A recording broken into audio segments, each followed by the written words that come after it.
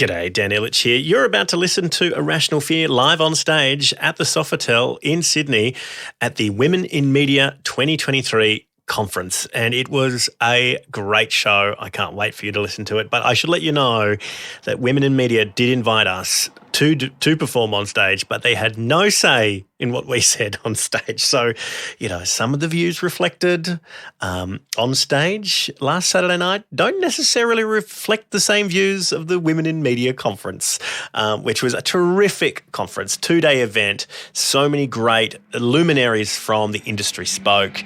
And we got to cap it off with a great show. So big thank you to Anita Jacoby and all the board at the Women in Media Conference for having faith in us. And a big thank you to Australian Ethical, because without their generous support, we would not have been able to pull the amazing panel of superstars that we did. So enjoy the show.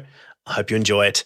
And if you want more content from this show, so you can understand some of the visual references, please go ahead and sign up to the Irrational Fear newsletter. That's irrationalfear.com, or better still, go to patreon.com/Irrational Fear, and we'll put up all the slides, all the videos, and all the other content surrounding the show there, so you can enjoy it there. All right, thanks very much, everyone. Next week's show, it's going to be great too. We're coming to you from the Torres Strait. The following program contains rude words like Mark Latham, blockchain, and Twitter. Irrational Fear recommends listening by immature audiences. Comedians, experts, laughing at the world as it burns down around us.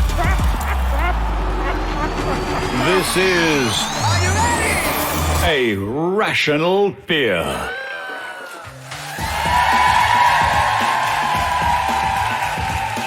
Tonight, Vanessa Hudson becomes the first woman CEO of Qantas and the 4 billionth woman to clean up the mess of a man. And a Roy Morgan survey has found that women are more sceptical of AI than men. The survey also revealed that men thought Siri was hitting on them. And speaking at the Women in Media Conference, Ida Buttrose said that during her time at the ABC, the best decision she ever made was firing Lewis Hobber. Presented by Australian Ethical, live from the 2023 Women in Media Conference, this is Irrational Fear! This is Irrational Fear.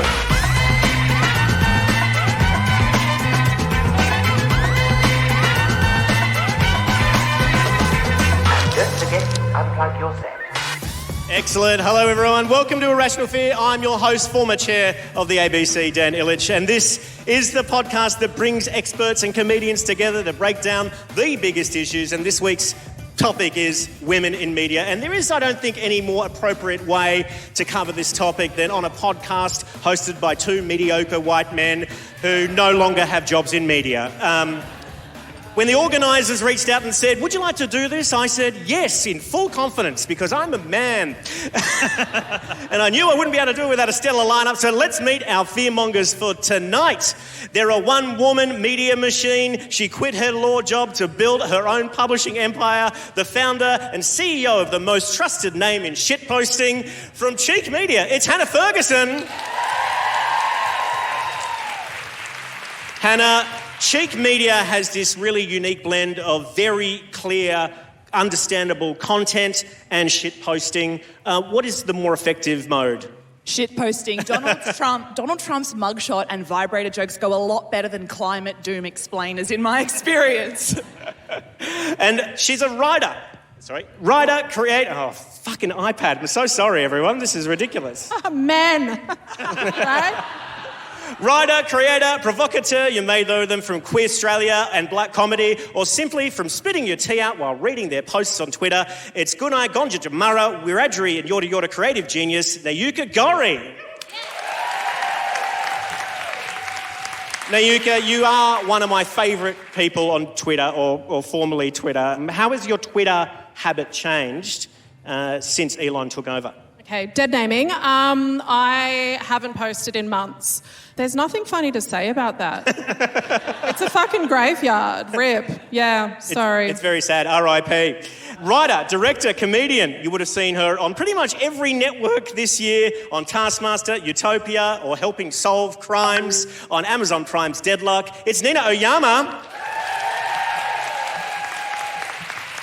Neens, you have been absolutely everywhere this year. You've had such a successful year. I've just got one question for you. Who are you wearing?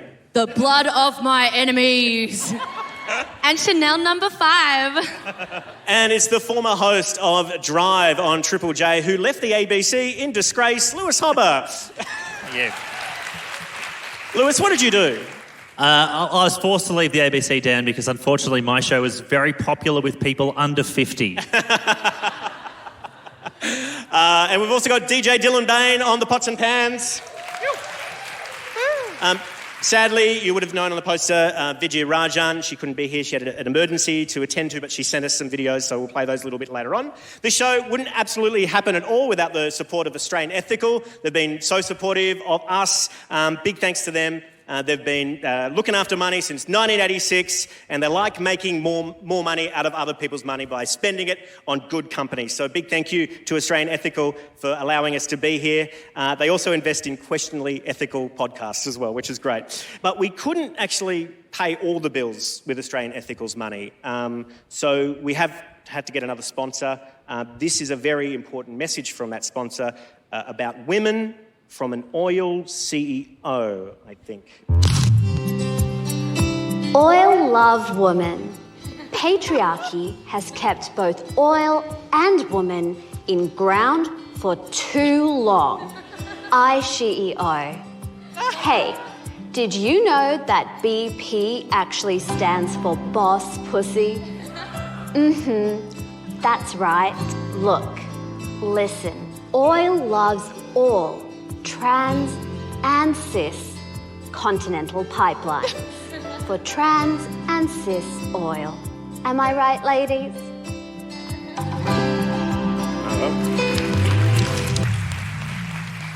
Shout out Oil Cares. Yeah, I mean, we've all got things we need to do to make money, don't we? All right, let's kick it off.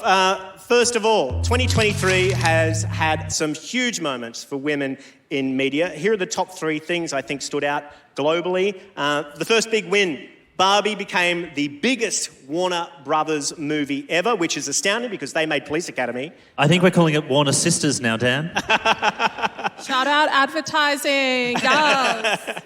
They pulled in $1.32 billion globally, executive produced by Australian Margot Robbie. Fearmongers, did you see the Barbie movie? What did you make of it? I loved it. Is that okay to say? I feel like we're going to shred it, but I had a really good time. Yeah. I was really high, but it was lots of fun. I haven't watched it yet because I've been too busy reading Russian literature. No, I haven't watched it because it's not something I would normally watch. And if I'm going to go to the cinema, I kind of want to watch not that. Yeah, no, I do want to watch it. It's not that I don't, but I've got a lot of opinions, but none of them matter because I haven't watched it. But also, you should just be like a man and speak on it. Yeah. Well, if I'm about you're to, not qualified. Pretend you're on a white guy's podcast. I'm definitely about to. What I will say is, it's done a lot for, I think, the colours pink and blue. I think we can all agree. And also, it has been funny to observe, what I don't like about the criticism, or even the, things we like about it or whatever, is, it's people aren't engaging with it as a film. It's this sucks because it's about an ad. Yeah, it is. And it is an ad. And, capitalism is disgusting. But... I would like to know why it's a bad film for those who are saying it's a bad film. Yeah. I thought it was extraordinary. I felt like it was Blazing Saddles of our generation for some reason. What's Blazing Saddles? Is that the name of the strain I was smoking when I watched Barbie? We're too young to know that reference. Yeah. Is that a silent film? It's like It was a- Charlie it was- Chaplin B-sides. You had to be. It was when Dan was young, there were no cars, and it was a really big ad for a saddle company Because of the war. because of the war. Which war? The All Boer War. wars. Another really dense comedy film packed with social commentary, like absolutely dense. You saw it 3 times, didn't you? I did. I wish there were more scissoring in Barbie. I think that to be accurate, there needed to be more scissoring like every 5-year-old did with their Barbies in the bath. But you know what? Good film, saw it 3 times. But still disappointed in that element, to be quite honest. I didn't have Barbies. I was like a cool girl. It's like different. No, I'm kidding. We couldn't afford them. And that's capitalism, right? Yeah. Nina, you make TV and you've seen Barbie. You're the qualified one here to answer this question. Yeah, I was really leaning on I you was could wondering- answer this, and I haven't seen it. I How, haven't had the time. How hard is it to do what they did in 90 minutes? Like, how hard is it to kind of get that much information in 90 minutes? yeah, I think like what they did was really good was that they made a good film out of an ad, and I think we were all kind of like not hoping it would fail, but you'd be like, well, how can they be funded by Mattel and criticising Mattel, but they somehow managed to do both. Um, And how hard is that? Oh, probably really hard. I don't know. What I will say is it's not there has long been a relationship between advertising and filmmaking. So this, what I do dislike seeing is people being like, oh, she sold out, or like, do you know her personally? Like, is she accountable to you? Are you paying her bills? Yeah. Like, chill the fuck out. So like, that's weird. But then like, I have watched Toy Story approximately like maybe 30 times in my entire life. That's the same. Like it's advertising as well. It's all the fucking same thing. Yeah, it's a big ad for Peter Dutton. It's And then incredible. I was watching Ninja. And this is a big ad for Irrational Fear. You can buy our t-shirts after the show. And Lena Dunham and Lily Collins are actually attached to the Mattel's next movie about Polly Pocket. Can you name those names? Sorry. Who? Lena Dunham Yeah. and Lily Collins. Yeah, the first scene's going to be Polly Pocket just getting railed on a couch by Adam Driver. All right, the second big win, the Matildas effect. In July, it seemed like the entire world was gripped to cheer on the Matildas for the FIFA World Cup. It's a big sports story, but it's also a big media story. And sport and media and politics are the only thing that get commissioned in this country, so that's a media story. Beyond the enormous sporting achievement, there was a bit of a halo effect. Huge TV numbers meant that for the first time, people really understood what it was like to do bookkeeping on Xero.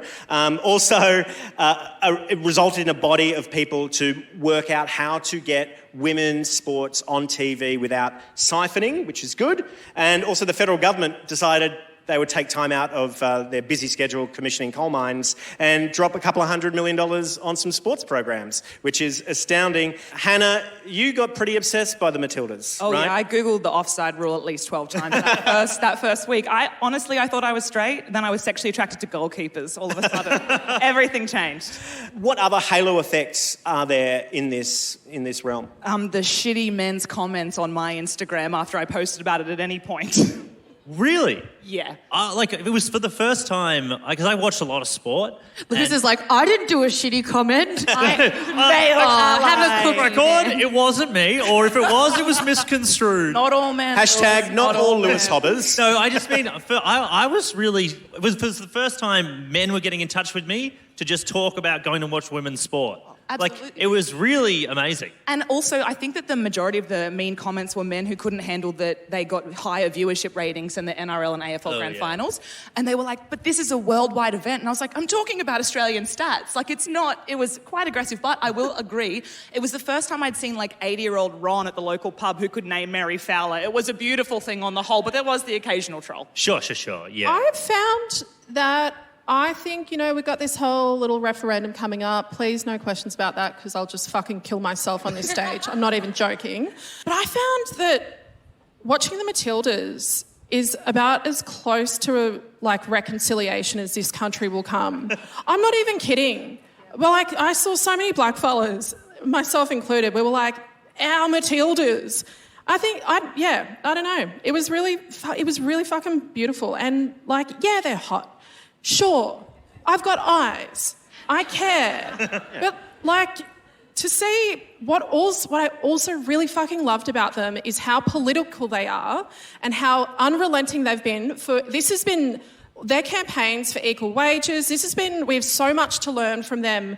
It's been, I think at least, I remember speaking at a conference at a union like 2016, 2016, and they were speaking there about like their organising as a workplace. I think we have so much to learn from them.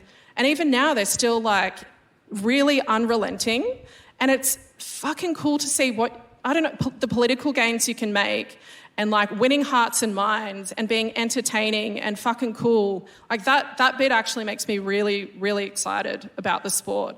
And so when wankers are like, sport, I'm more into, I don't know, fucking wanking to Proust or whatever. That makes me really, really excited. Next. And when have any men in sport done that? That sort of high stakes campaigning and organising. Anyway, I'm rambling. No, totally. Man, that was beautiful. Yeah, that was good. Yeah. Also, Honestly, I'm the opposite of Nayuka. I just wanted to know which ones were dating. I was like, which ones are exes? I absolutely want to know that. Oh, yeah. And then there's the map of the women's in soccer relationship map. And I was like, oh, my God, this is some... Who do I have a chance with? Exactly. I was like, Mackenzie. That's the... Give that journalist. It's my goalkeeper, actually. Yeah. It's like she's linked to like 9 different women. And I was like, damn. I think it's Slay Mackenzie. she's not keeping any of them out. I'd like to throw my ball in that ring, you know. It's a goal. It's not the same. It's a new category at the Walkleys, best sex map. Yeah. Shout out L Word. The third big win. This is opportunistic because we have Nina here, but I honestly think for women in media in Australia, Deadlock. Absolutely huge. And Nayuka also was in the writing room for Deadlock as well. So we've got Nina and Nayuka here, which is so good. It's a show on Amazon Prime if you haven't seen it. Hilarious, gritty, feminist spin on a murder mystery created by Kate McLennan and Kate McCartney, as well as being the #1 show on Amazon Prime for a while. This month was certified fresh by Rotten Tomatoes, 100%, which is amazing. It's an extraordinary achievement for any Australian comedy show. Like, not even Hey Hate Saturday has done that, I don't think. What is that? Is that another wartime special? But see, there was The Gulf War, yes. There was a man called Daryl Summers and he really used to good. entertain the troops. Oh my God. I wish Chris Taylor was here. He was at the Logies and he didn't make any sense at all. Oh, yeah. Well, that's because he's 200 years old. He was sent over the barricades at Gallipoli. He hasn't been right since. Nay and Nina, what did you folks learn working on that show? What was the experience like? Was there something you walked away going, well, that was a bit different. That was something we can take away? Oh, you go, Nina. I was just in the room. Oh, yeah, I was just acting. The holes in my brain. Yeah, we just made the show with our brains and our hearts and our minds. We didn't do anything. The cool thing about the Kates, what you get on the screen is the result of hundreds of people and hundreds of hours of work and so much world building. It's like these things don't just happen. It's years and years and years of thought. And they're so mindful in the way that they carry themselves and so thoughtful about the politics but without sacrificing humour. Which is, I think, can be really challenging because if you only had really boring PC blah blah, it's God, you just want to drown in the lake, wouldn't you? But they managed to. It's possible to really think really critically about the work that you're doing and also be really funny, and that was reflected in the room as well. Yeah, I just spent 6 months in Tasmania drinking myself silly. There's a lot of really good food and wine in Tasmania. And, there's a Tasmania... Cool. Well, Nina, you did have a bit of a moment on the Logies. You did have something to say to someone on the red carpet of the Logies about how Deadlock was made special. Here's the clip. What makes Deadlock so special? That it's gay, lesbians. That's the secret ingredient. Everyone's like, why is it so good? Lesbians. Hire more lesbians. She was actually talking about the Matildas. That's a funny thing. You can always count on me for a very, very eloquent, well-thought-out soundbite. And I know somebody on the internet took this clip and made it into a bit of a viral hit on their own. Oh, yeah, they remixed it. What do you think makes deadlock so special? That it's gay, you know? Lesbians. That's the secret ingredient. Everyone's like, why is it so good? Lesbians. Lesbians. Hire more lesbians. Lesbians. Lesbians. Lesbians. So good. Coming up in a moment, Hannah Ferguson will be going through some of the numbers that didn't make it into the Women in Media Industry Insight Report for 2023. But before then, as we've kind of got a bunch of mid-career, emerging career folks on the panel, I thought we'd seek out some advice from an industry elder. I know a couple of weeks ago there was a very similar conference held just like this for women in media by advertising magazine B&T, and when I saw who the winner was for their Lifetime Achievement Award, I reached out to them to see if they had any words for encouragement for this room here today. Look what they gave me. It's the B&T Women in Media Lifetime Achievement Award. Or so they tell me, because, you know, bloody designers and their tiny type, I can't possibly read it at my age. They give you this when they think you're about to drop dead. That's the point. Or rather, perhaps wish you would. I was pretty surprised to get it, but I tell you who will be a whole lot more surprised. Most of the men over 50 in advertising. Actually, why hide my light under a bushel? Most men over 50 in the whole bloody country. I can hear them now. What? Her? She's a pain in the ass. And I'm proud of it, because it's pains in the arse who are here today celebrating women in media. Look, here's Dan. He's a pain in the arse. He doesn't mean to be. I think that's the difference. He's wrangling this panel of younger women. Look at that, an older man wrangling younger women. Hasn't feminism come an awfully long way? So my advice to you, ladies on the panel, everybody in the audience, women in general, be a pain in the arse. Point out the sexist shit you're going to have to put up with. Don't stay silent about it. Don't suck it up. And make sure you tell them when the ads, the articles, whatever else it is sexist. Because if you're a pain in the ass for long enough, they have to be a lifetime, but nevertheless, they'll give you one of these. Worth it, don't you think? Jane Caro, everyone. Hannah Ferguson.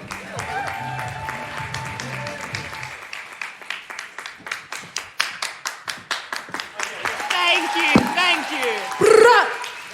Okay, today, folks, we're going to be going through a data analysis, very quick, under 5 minutes, on the experiences of women in media.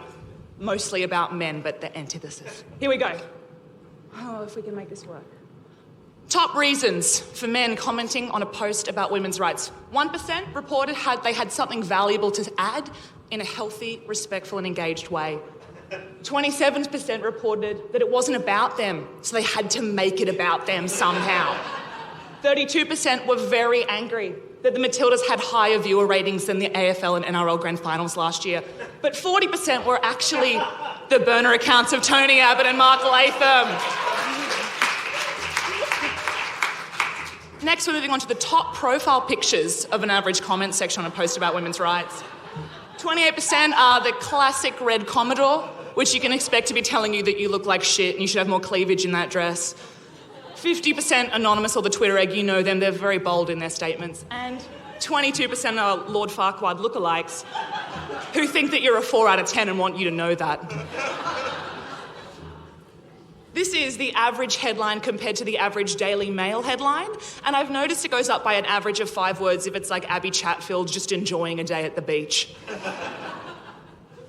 92%. This is the rate of questions that women are asked in any interview about having imposter syndrome, the balance of having it all, which sounds like shit, frankly, and what they're wearing during any interview, but they can only confirm this stat after they're done answering questions about who's at home with the kids, because fathers are apparently babysitting, not parenting.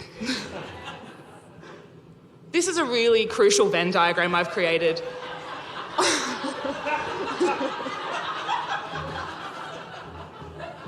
I didn't put Julie Bishop in. I just put Pauline.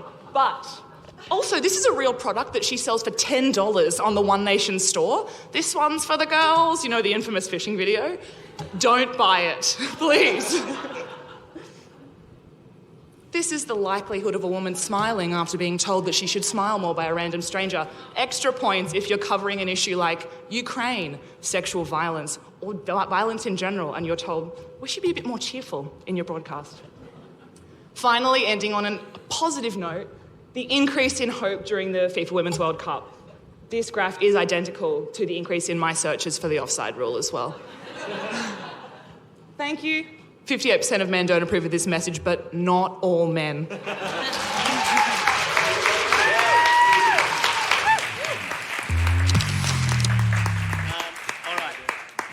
All right. Oh, hello, am I? Yeah, here we go. Hello. We're back. Oh, there we go. Oh, no. Oh, no. That's all right. Dan's out. I'm out. Do you want mine? Oh, wait, I'm not going to give my microphone to a man. The optics of that are really bad. Joke about giving him a voice or something. Anyway, here we go. All right, so let's do a quick quiz. Thank you, Hannah, for that. That was great. We're going to do a quick quiz from the actual Women in Media Insights report. I'll read out a stat, and you guys fill in the blanks. All right, here we go. 54% of women in media are uncertain or dissatisfied with their what? Vibrator charger speed. Hot girl IBS.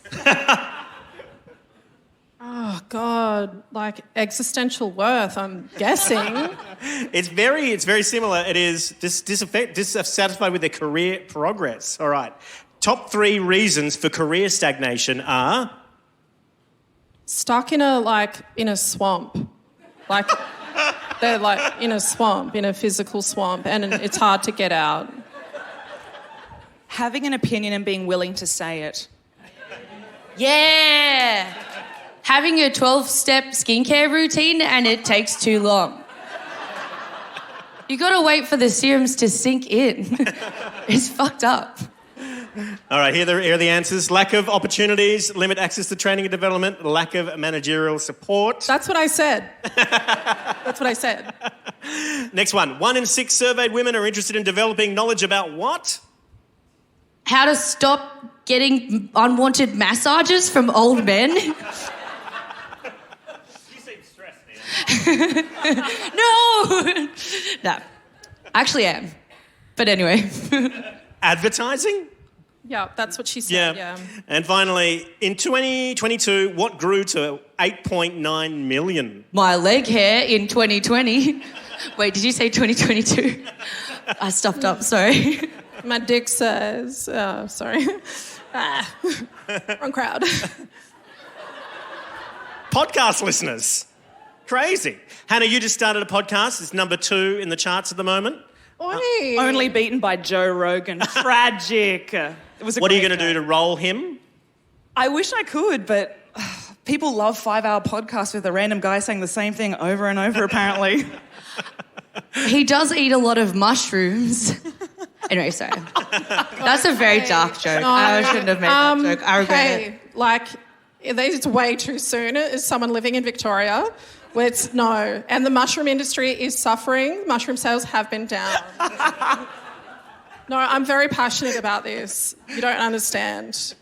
Well, I think... Shout out Death Cabs. It's not your fault, you know?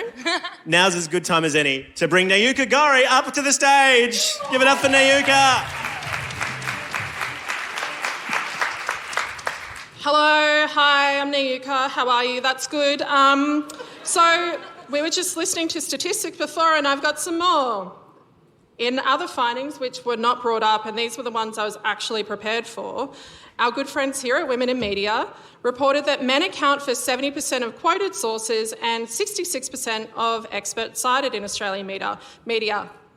I'm talking really fast because I wrote a lot of words, so forgive me, but I'm not normally this yappity yap. Oh, yeah, normally I'm like a snail. But anyway, now I'm a snail on speed. Anyway, back to the stats that I just quoted. If I were a straight woman, this is the bit where I would say something along the lines of, expert, my hubby can't even change the fucking toilet roll. And then I'd cue for laughter and then say, but seriously, ladies, we've got to get to work. In bylines, men accounted for 82% of sport, 59% of politics and 63% for finance, and non-binary people can go fuck themselves. Rather than, though, stand up here and berate you all, because God knows I'm preaching to the choir, I want to take a moment to celebrate the achievements of women in media. If you'll permit me to quote a man, Edward Said, in his introduction to Representations of the Intellectual, he says, Witnessing a sorry state of affairs when one is not in power is by no means a monotonous, monochromatic activity. It involves what Foucault once called a relentless erudition, scouring alternative sources, exhuming buried documents, reviving forgotten or abandoned histories. It involves a sense of the dramatic and of the insurgent, making a great deal of one's rare opportunities to speak, catching the audience's attention, being better at wit and debate than one's opponents. In this spirit, I want to take some time to highlight women who have bravely embodied this. And firstly, it would be utterly remiss of me to not congratulate this year's Golden Logie Award winner, Sonia Kruger. Sonia was undoubtedly a victim of cancel culture, #FreeSonia, when in 2016 she called for a ban of the migration of Muslim people into Australia. She copped a lot of flack, including from the pussies down at the New South Wales Civilian Administration Tribunal, who said that she'd vilified Muslim people. Her comments were supported by restaurateur cum parliamentarian Pauline Hanson. I think it's great that someone actually is standing up because she's expressed her feelings about it. Too bloody right, Pauline, that's for the girls. And the girlies do come together when they need to. In March 2018, Samantha Armytage, Prue McSween and some bloke called Ben Davis, I don't know him either. I mean, the intellectual heft of that yarn alone, reminiscent of a dialogue between James Baldwin and Nikki Giovanni, I think we can all agree, pissed people off when they suggested, when Prue suggested, please don't worry about the people who will decry and hand-wring and say this will be another stolen generation. They're talking about black people being adopted. Ms McSween said during the broadcast, just like the first stolen generation were a lot of children that were taken because it was for their well-being. We need to do it again. Channel 7 was found to have breached the Australian Communications and Media Authority by Sam Armytage's question containing misinformation. She also stated, post-stolen generation, there's been a huge move to leave Aboriginal children where they are, even if they're being neglected by their own families. And as a black mum away from their own kids, maybe she's got a point right now. I'm kidding, the kids are at home, they're safe, they're fine, don't come for me, white women. She came under fire in 2015 when in an interview with British twins with a Jamaican mum and a white dad, one twin had her mum's features and the other had her dad's, Maria has taken after her half-Jamaican mum with dark skin, brown eyes, and what the fuck was that noise? And curly dark hair. But Lucy's got her dad's fair skin. Good on her, along with straight red hair and blue eyes. Armytage released statements claiming that she was mortified to have been considered racist, blah, blah, blah, the usual, and that this was more of a dig at herself, that she's been very open about her struggles with her own fair skin, which runs in her family. And there is a joke here about something running in the family, given that she is a direct descendant of a British squatter called George Armytage, who was implicated in the massacre of Wathaurong people in 1836 at Mount Cotterill in Werribee. And while I'm here, it would be neglectful of me to not mention Miranda Devine in the canon of white women in media breaching code of conducts. In 2017, Miranda Devine wrote an article called "What Madness Can Justify Mutilating Our Children?" She stated, there's no medical evidence to justify the epidemic of transgender kids. No evidence that changing sex will reduce the incidence of self-harm and blah, blah, blah, blah, blah. 2 years later, she was found to have breached the Australian Press Council's Code of Conduct Principle 1, requiring publications to take reasonable steps to ensure that their factual material is accurate and not misleading. And while we might sneer at her and tell her to read a book or go touch some grass, we can't deny that Miranda loves children. She loves kids so much that after a year of being found in breach of this code of conduct, she gave Quaden Bale, a young Murray boy with dwarfism, $200,000. This generous gift was made during her settlement with him after claiming on Twitter that he was lying about being bullied at school, which is a plausible thing to assume because Queensland is a state that doesn't have a racist or ableist bone in its body. It begs the question, when was the last time you gave a kid $200,000? And sure, she was misleading and inaccurate, but at least she wasn't afraid to wrap her lady brain around the science of epidemiology, which came in handy during the global epidemic in which we're all enduring. Who else was prepared to bravely stand on international television in 2020 and say that it was incredibly selfish of older people to want public health measures so that they didn't die of COVID? Of course, Miranda doesn't hate all old people. Like that time she rushed to the defence of George Pell, claiming that he was a victim of a witch hunt, #free George Pell. This was a Catholic... Oh, he's dead now. He's free, right? This was a Catholic bashing exercise. Data gathered during the Royal Commission into institutional responses to childhood sexual abuse found that at the time of the inquiry, the Catholic Church had handled over 400,000 claimants of alleged abuse, and around 3,000 claims of child sexual abuse resulted in a payment being made following a claim for redress. I do want to point out that most of these claims, Miranda paid more to Quayden, it should be said. But I want to say that there is something to be said about standing boldly in front of information and history, victim statements, and the church's own admissions themselves and say, fuck them kids. Miranda's Breach was an article written in response to a 60-minute episode about a teenager who went on hormones because they thought they were trans and then decided not to take them anymore. Miranda published this article one day after the postal survey for the same-sex marriage had opened. What I'm trying to say is sensationalising the lives of trans people to spread misinformation and hate and finding straw, man, women, thems, arguments, particularly around detransitioning, has already been done, Channel 7, sponsors of this conference. So why don't you go fuck yourself and find someone new to vilify? I'm more than happy to help. Anyway, I'm not going to stand up here and only laud those on the right because now, more than ever, we need balance. Patricia Cavallis, during her time at The Australian, now a champion of the yes vote, participated in a sustained favourable coverage of the Howard government's Northern Territory intervention in her role covering Indigenous affairs. The first half of her article announcing the beginning of the intervention, Crusade to Save Aboriginal Kids from Abuse, published on June 22, 2007, a long time ago. Dan was like 50 then, though. The article reads as a diligent copy and pasted media release. We don't get blackfellas' perspectives until about halfway through, with a cursory sentence or two about how pissed off we were. Then there was a 2-week obsession The Australian had with a tweet by distinguished Professor Laurent, in which she tweeted something and apologised for. The tweet was words to the effect of watching Best Price, I think on Q&A, this is in 2011, was more offensive than watching someone fuck a horse. And whether or not we agree with that tweet, what keeps me up at night is not being able to definitively answer whether or not it passes the Bechdel test. Is a tweet into the ether a conversation between two women? And without knowing the gender of the horse in question, it's really hard to say either way. In any case, The Australian ran 15 stories over 2 weeks on Larissa, 6 of which were written by Patricia. All of these stories, and yet none of them clarified my interests, but here we are. Patricia, of course, has now taken over as host of Q&A. It's taken over from Stan Grant. And I'd intended on being like Hannah and having a really jazzy PowerPoint slide, and I'm sorry I didn't get around to it. Busy mums, hey, having it all.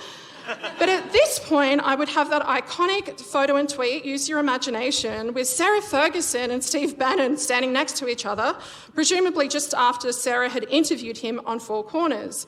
In what I'm sure she imagined to be a real, Frost-Nixon moment, she was heavily criticised by people for platforming white supremacists.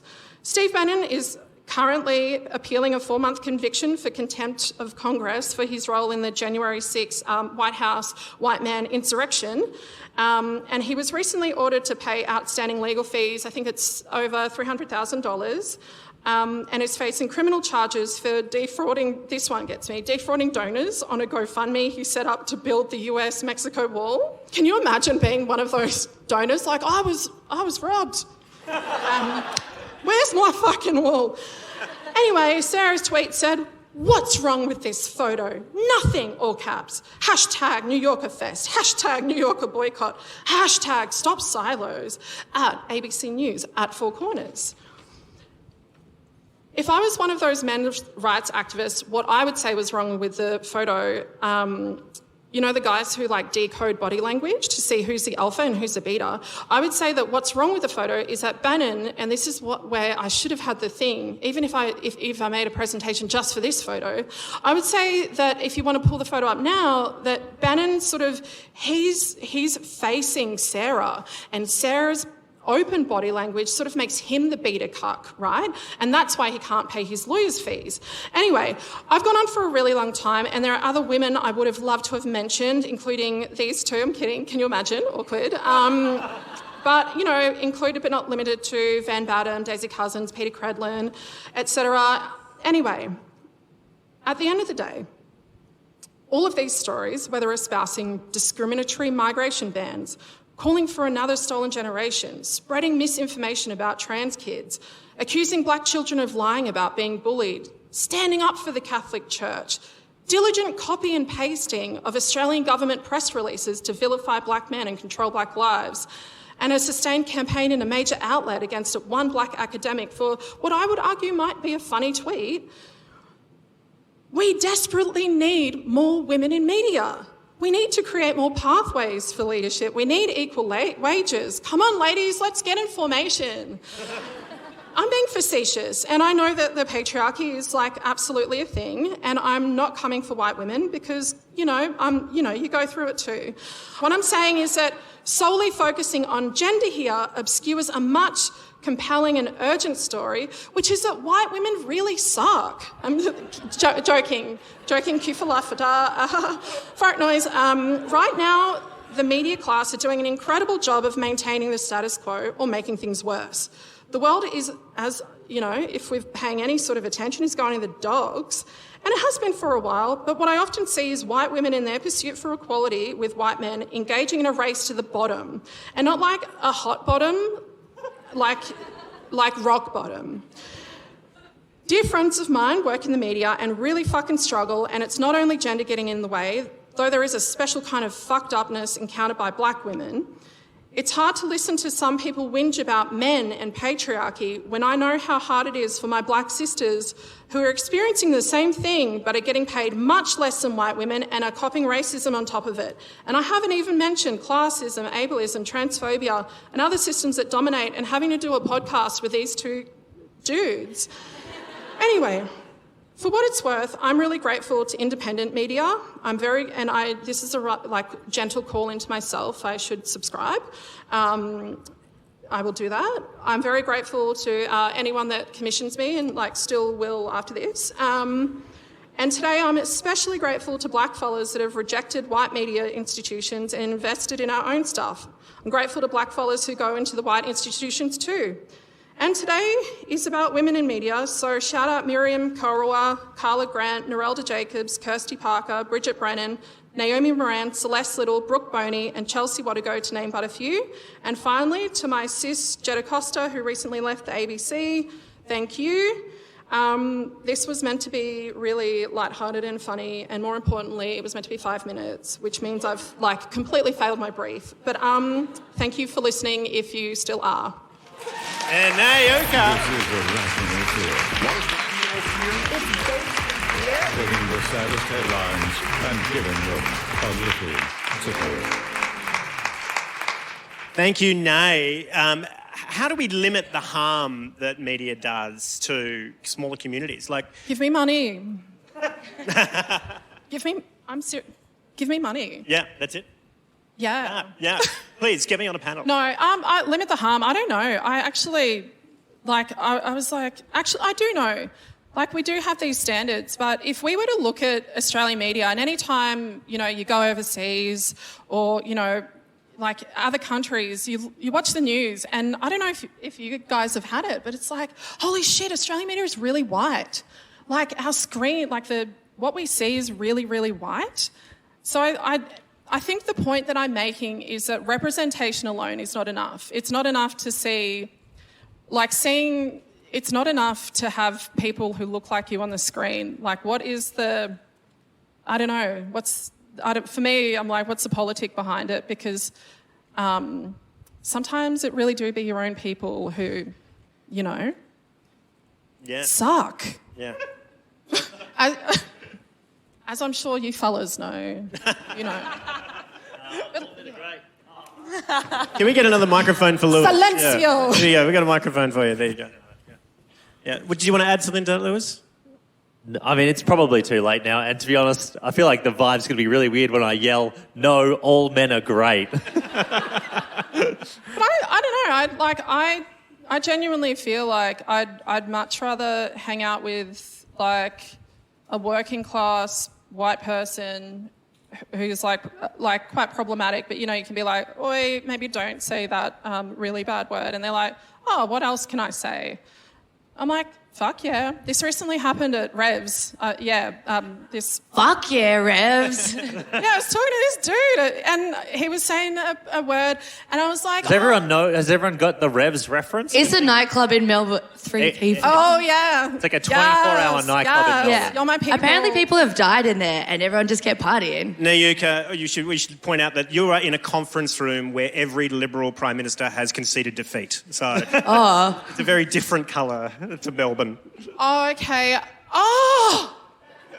Is that here? This is the room. If you walk around, you can find Liberal tears in the carpet. Revs is a nightclub because of its licensing. We're in Sydney, so this is very unfamiliar terrain for you, but we have clubs with some licenses that go like 24 hours. So you can be at a club for a really long time. Some people die.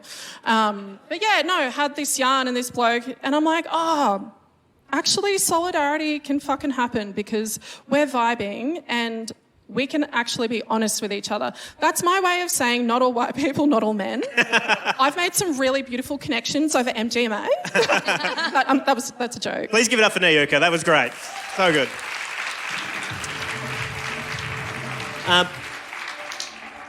Well, I think it's very, very appropriate now. We've got just another ad from our sponsor. This is the Oil CEO on diversity. Bring up the audio there. There we go. Here we go. Oil love race. Black, brown, yellow. These are all shades of unliquefied petroleum that we love. Hey, have you ever heard of Martin Luther Kingdom of Saudi Arabia? That's right. We only source our product from countries of colour. Bet you didn't think about that. We love. We got to make money somehow. Thank you. That was wonderful. Vidya couldn't be here, but it's so great she set those through. All right. I believe we've got a very special guest joining us. Please welcome to the stage male Nina Oyama. Oh yeah, cheers ladies. I don't know who female Nina Oyama is, but she sounds really hot. All right. Why am I doing this? No, it's good. All right. Yeah, it's such an honour to be here at the Babes in Media conference. There's a lot of hot, strong babes here, and I just want to say I respect you all so much, especially the tens. The tens of thousands of women impacted by the patriarchy. Thank you. I love you. When I got asked to do the Women in Media conference, I was like, nah, man, that's bullshit. You should get a woman to do it. But then I remember that Dan and I went to the same boys' private school and that Lewis and I's dads play golf on the weekend. And I was like, oh, now I have to do it. That's the bro code. Anyway, I'm only here to fill a diversity quota. You may have noticed all the guests today are women or non-binary people, and for the purposes of this character, I'm a straight white man and not a Eurasian girly. Anyway, but I've learned from working in the media that it's really important to represent both sides, even if one side is fucking bullshit. You know, like climate scientists on panels with climate deniers and everyone here on a panel with me. Yeah, I'm not like the other bad men, you know, I'm actually part of one of the most marginalised identities in Australia. Yeah, that's right, I'm a cyclist. Yeah, man, do people hate us? You know, and just like people who were assigned at birth, it was not my choice. I actually identify as ACAB, assigned cyclist at birth. But more than a cyclist, I'm also an ally to women. Despite the fact I look like a soft boy or the kind of guy Twitter would say would do a welcome to country before gaslighting you and eating your pussy, that's simply not true. Ladies, I don't even know... Ladies, settle down. Ladies, I don't even know what gaslighting is. But if eating pussy is a crime, then fucking lock me up. Thank you. I love women so much. This year I even watched women's sport. Did you know women played sport? And they've been doing it this whole time? Well, I didn't. Why didn't anyone tell me? Now my favourite team is the Matildas. And... No. I don't know what this... That was less helpful, Dan. Let me do my thing. My favourite team is now the Matildas, and let me tell you, I've never seen a bunch of lesbians who love ball so much. Am I right, ladies? All right, I love you. I'm a big fan of Sam Kerr and her older, hotter sister, Miranda. Very talented family. But seriously, I hate that the media is a male-dominated industry because actually I love being dominated by strong women. Just ask my wife. Hey, ladies, I love you. Just kidding, I don't have a wife. I actually have multiple girlfriends because I'm ethically non-misogynist. And I go down on all of them because it's a nice thing to do. When I worked at the ABC, I actually saw firsthand the prejudice that women face. Like when reading the Facebook comments, I was appalled at the amount of sexually violent imagery levelled against journalists like Lee Sales and Annabelle Crabb. You know, things like she needs some sense fucked into her, or she's basically sucking his dip for dinner. Like, men never get this kind of treatment. You know, like I got called a cuck on Twitter once by Noya Kagori. And I cried for several days. I'm in therapy. But anyway, I think that Annabelle and Lee are really strong babes, and if it was up to me, their podcast would be called Chat 10, Looks 10. I love you. Speaking of Looks 10, I was on Abby Chatfield's Instagram recently. Yeah. And there are so many men commenting on the size of her body, which is perfect, by the way. I'm not being a sleaze. I just think women are perfect. But my point is, even just existing in the public eye as a woman in media is exceptionally brave because everyone has an opinion on you, you know, whether it's your personality or your looks or your ethics or your skills, you're open to scrutiny and criticism in a way that men aren't, all while navigating an industry which is full of underqualified guys failing upwards until they become CEOs. And honestly, no offence, ladies, but having to think about all this to write this speech has been immensely stressful for me, actually. And after much thought, I've come up with a solution to make all the women's in media's lives better. That's right, I, male Nina Oyama, I think I should take all the jobs of women in media. Yeah, you're all fired. That way you lovely babes can just sit back and relax and pull your feet up, you know, no more reading, hateful comments, just go make a meal in the kitchen and spend some more time with your kids. Yeah, let a man do the work. Shh, shut up. I, male Nina Oyama, volunteers tribute to become CEO of all women in media so that you can all step down. If you agree, say yes. Okay, if you disagree, say no. Sorry, if you disagree, say no. Well, you're all sluts anyway. See you at the next conference. Bye. Male Nina Oyama. It is the end of the world. You may as well laugh. Yes, Daniel. Just got a great question for you. If you could have any job in media, whose job would it be? Probably the Prime Minister. Yeah, I think I could do it real well, you know?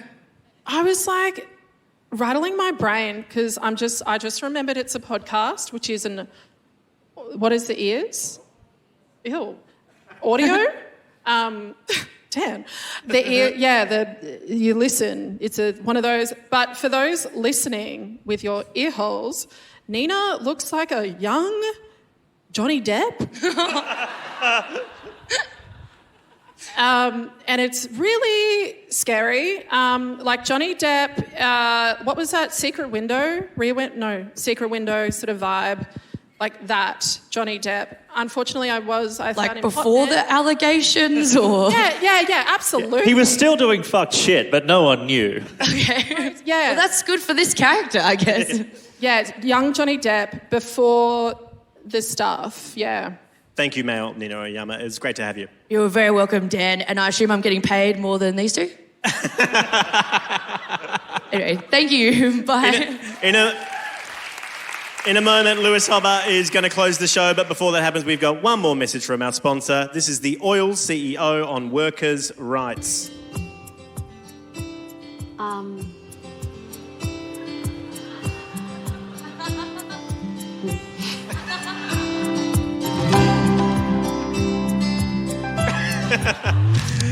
Please give it up for Vidya Rajan. She couldn't be here today.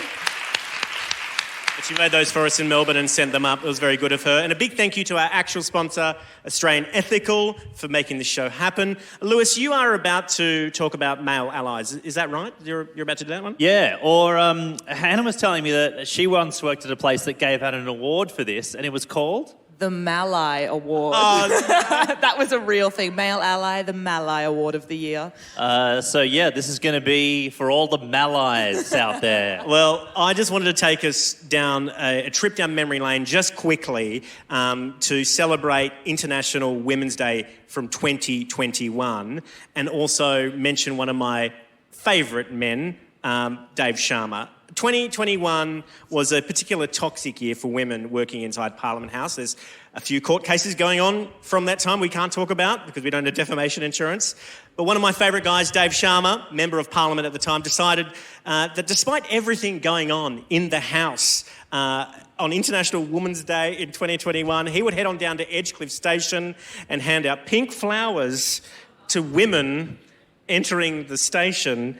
What's worse, he took a photo of it and put it on Twitter and he shared it with the words, "Happy International Women's Day. Let's make it a day when we strive to improve respect, dignity and equality for women everywhere. # International Women's Day." Free Dave Sharma. Free Dave Sharma. I was a Wentworth resident at the time and it made me furious because no one is going to do this primarily on International Men's Day. I did. On the 19th of November, on International Men's Day, I went down to Edgecliff Station and handed out hammers to men passing by and tweeted the same thing. What did you do for International Non-Binary People's Day, Daniel? And I handed out a few hammers to a few women who were like, "Oh, can I take one of those?" Wait, how many hammers? That's expensive, dude. I know, well, that's why you have a Patreon. It's actually, they're not fucking cheap. Prop-based jokes. You're welcome, They're like $10 each. And in fact, under one seat here tonight is one of those hammers. Yes, butch rights now. And for men, and how men can be better allies, please give it up for Lewis Hobba. Hello, women. Hello, Lewis. Oh my God, it's female Nina. Where the hell have you been? You're so close to the end of this conference. You're so close to the end of the day, and I hope you've enjoyed your 2 days of inspiring women. But since this is the world of media in 2023, we thought it wouldn't feel right unless a man had the last word. That's right, I'll now be paraphrasing all the things you said and taking credit for them myself. No, that's not true. In fact, I'd like to use my time today to mend some bridges because I want to heal the rift between men and women in the media. We are not your enemy. In fact, one of the great things about working in media today is that the shrinking pool of money and growth in media graduates creates the sense that everyone is your enemy regardless of gender. Yes, the scarcity mindset in our dying industry can make the most mild-mannered media hopeful backstab their peers in a desperate grab for the last job, clinging to the next rung up the ladder with their blood-slicked hands, eventually reaching the top to find nothing but a mirage. And all they really have is a lost decade, a room in a dirty share house, and a modest following on an irrelevant social media platform. That's why I love the media, but everyone's different. No, but for all the media, all the mistreatment of media professionals that we do to each other all the time, I will admit there has been a special kind of mistreatment of women by men. The only place tougher for a woman than the media is the Liberal Party. If there was a conference like this for all the women in the Liberal Party, you could host it in a Toyota Corolla. Everyone would fit with legroom. For years, men have mistreated women in the media, but I'd like to say, thankfully, that's all fixed now. And it's thanks to a small group of brave and dedicated souls. Yes, right now I'd like to take a moment to thank the real heroes of the Me Too movement, the fellas. That's right. These are the men in Australian media who I think helped us get through the dark times and into the glorious world of equality we live in now. Welcome to Not All Men in Media Are Bad. Now come with me as I, a man, carefully and slowly explain to you how these men have helped you, all right? Listen up. Are you looking? Are you looking and listening? Thank you. Let's start with this hero. Now, a big criticism of men in the media is that they never listen to the issues raised by women. Now, Rupert listens. He listens closely. In fact, he pays people to listen even when you don't know they're listening. Some call it phone hacking. I call it active listening. Karl Stefanovic. Now, remember how he wore that same suit for a year to point out the double standards women face on screen? Pretty good. Not just that. He gets paid more than his female co-hosts. And, thanks to the suit thing, he also gets to spend less time in wardrobe. More money, less work. Take that, sexists. Next slide. Okay. I would like more respect for our Australian heroes, please. Now, this is Eddie Maguire, a man who was pretty good on TV, so they let him be the CEO of Channel 9. I'm pretty sure that thing happens to you all the time. Can I see a show of hands, please, from all of the women here who have got a job being the CEO because they were pretty good on the footy show? Anyone? We had a lot more hands went up at the Men in Media conference. This was a very popular bit with them. No, Eddie did well as CEO. He fired 100 people, including his infamous boning of Jessica Rowe. After a year, everyone loved him so much that he decided to quit and was paid over $4 million. But what people don't talk about with Eddie, right, is that he has actually spent his entire career tirelessly addressing income equality in the media. No one has turned more women on TV into millionaires than Eddie Maguire. Tough crowd. Really tough crowd. Can I get a round of applause for this incredible Malai? Ladies and gentlemen. Thank you so much. A little bit of herstory about Who Wants to Be a Millionaire. It was first put on air on Channel 9 to go up against Deal or No Deal. Now, $1 million question, who was hosting Deal or No Deal at the time? Andrew O'Keefe. Of course, a man, we all know him for one thing these days, being a white ribbon ambassador.